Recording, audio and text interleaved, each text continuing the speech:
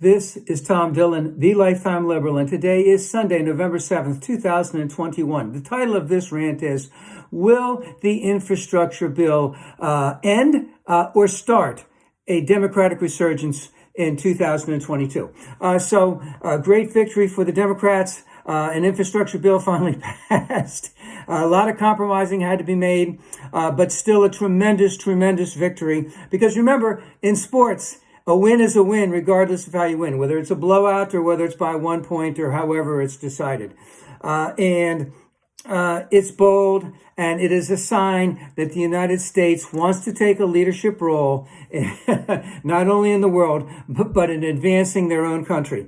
With the loss in Virginia to the governorship on Tuesday, we see that the Republicans have their game plan set up for 2022. And they have, let's just say, a good game plan, because they're going to base it on their usual God, guns, gays, etc. Fear, racism. So the first thing they're going to run on all over the place is critical race theory, which we know that doesn't exist, but they're going to take it to the max. Their other thing they're going to run on is parental rights, which is another way to say, how would you say, white patriarchal dominionism of the rest of everyone in the United States, because they want to basically whitewash our racist past and present and not acknowledge it in any way, shape, or form. And of course, the usual litany of communism, fascism, socialism, etc. Defund the police. Black Lives Matter, run against all of these types of things, which are all there. All of these things are trying to progress the United States to a more equitable, more equal society.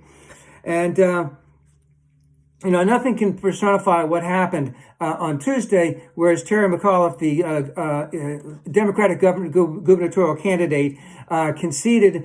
He lost by 2.3% of the vote, and the Republican candidate in New Jersey did not concede, and he has lost by 2.9% of the vote.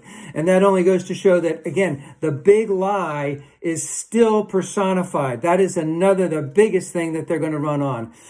So I think another thing that's really important is that we see a crack in the Republican armor as 13 Republicans voted for the infrastructure bill. They know they're going to have to run on it. They see the writing on the wall. They know that it's necessary. They see that it's paid for. It's in their best interest. It's in their constituents' best interest. They're going to run on it, and they know that they can win on it. Whereas every Republican who did not vote for it is going to have to run on it. And one example would be the representatives of rural areas, Republicans of rural red areas, have been promising broadband ever before Trump, and they've never delivered. And who delivers for them? The Democrats. They're going to have to run on the fact that they voted against broadband.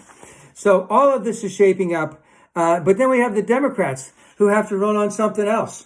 And what can they have to really hone their message and get belligerently aggressive with it. There are 5.3 million people that are now employed that weren't employed in January of 2021. There have been 220 million shots in the arms. I think that the total amount of people that have been fully vaccinated right now is 64%. That's not enough. And of course, it's mostly Republicans who are not getting the shots. The Democrats have reduced childhood poverty by almost 1/2 with the child tax credit. The stimulus in March of 2021, another $1,200 into everyone's pocket, unemployment benefits, etc. And then, of course, the $1 trillion infrastructure bill. This is going to be a war of ideas in 2022. Republicans have their marching orders. Democrats have to, again, belligerently promote exactly how well they are at helping the American people, because it's basically going to be a vision for the future with the Democrats versus back to the 1950s with the Republicans. This war is on now.